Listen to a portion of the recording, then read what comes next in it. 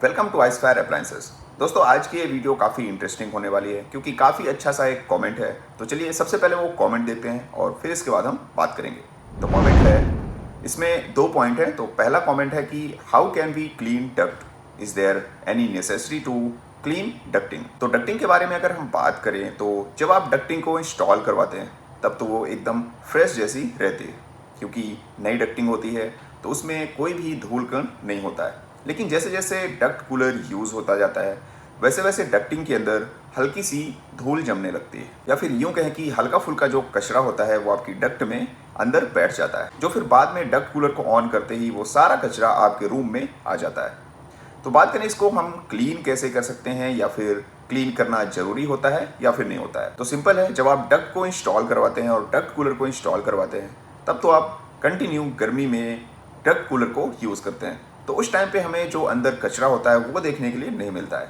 बात करें जब कूलर बंद होता है ठंडी के सीजन में, और फिर इसके बाद जब नेक्स्ट समर सीजन आता है और जब आप कूलर को चालू करते हैं तो वही धूल कण जो जमा होता है वो डक्ट कूलर अपने एयर प्रेशर के साथ आपके रूम में फेंक देता है। तो अब अगर बात करें इसको साफ करवाने के लिए, तो आप बार बार हर सीजन में आपकी डक्ट को खुलवा करके बार बार सफाई नहीं करवा सकते हैं।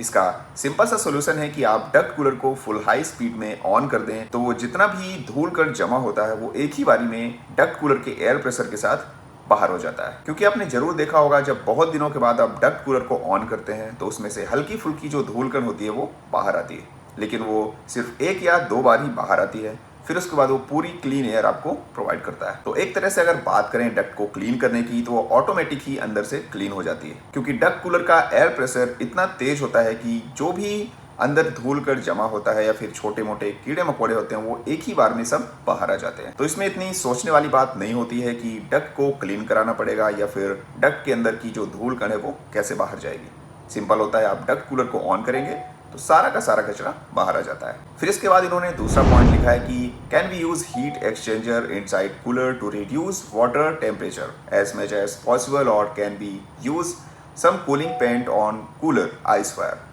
body to achieve more cooling? If no, please explain side effect of this suggestion। तो बात करें हमारे डक्ट कूलर के कूलिंग के बारे में, तो कूलिंग तो ये काफ़ी अच्छी प्रोवाइड करता है। एक ह्यूमन बॉडी को जितना टेम्परेचर कंफर्टेबल होने के लिए चाहिए होता है वो उतना प्रोवाइड करके दे देता है। लेकिन बात करें इसके अंदर हीट एक्सचेंजर को लगवाने की, ताकि टेम्परेचर जो है वो कम हो सके। तो अगर आपने डक्ट कूलर को इंस्टॉल किया है और अगर आपके पास कुछ ऐसा आइडिया है कि आप इसके वाटर टैंक में हीट एक्सचेंजर को लगवा करके इसके वाटर को और भी ज़्यादा कूल करके इससे और भी ज़्यादा कूलिंग प्रोवाइड करवा सकते हैं, तो आप इसको ज़रूर कर सकते हैं। लेकिन अगर इन केस ऐसा हुआ कि आपने हीट एक्सचेंजर की हेल्प से वाटर को कुछ ज़्यादा ही ठंडा करना चाहा, तो इसके अंदर जो एक कंट्रोलर होता है डक्ट कूलर को वेरिएबल स्पीड में कन्वर्ट करने के लिए, अगर उसके अंदर मॉइस्चर जमना स्टार्ट हो जाता है तो वो कंट्रोलर डैमेज भी हो सकता है, क्योंकि पीसीबी को रिपेयर करने का कॉस्ट ज़्यादा ही होता है। हाँ, अगर आपके पास कोई ऐसा हीट एक्सचेंजर है जिसको आप एक लिमिट में सेट कर सकते हैं कि आपको इतना ही वाटर टेम्परेचर चाहिए,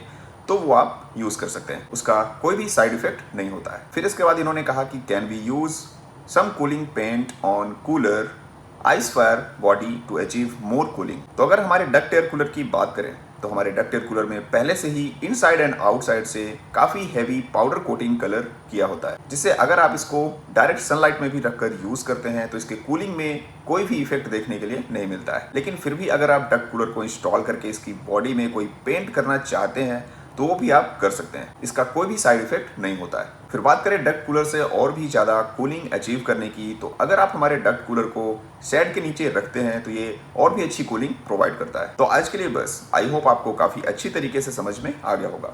अगर फिर भी कोई सवाल हो तो आप कमेंट करके जरूर पूछिएगा, और अगर आप हमारे डक्ट एयर कूलर को बुक करना चाहते हैं तो सर्च करें हमारी वेबसाइट icefire.in या फिर डायरेक्ट कॉन्टैक्ट करें दिए गए नंबर पे और इस डक्ट एयर कूलर को बुक करें। वीडियो अच्छा लगा हो तो लाइक और चैनल को सब्सक्राइब करना मत भूलिएगा। मिलता हूँ आपसे नेक्स्ट वीडियो के साथ। Thanks for watching. आइसफायर, रिश्ता एक विश्वास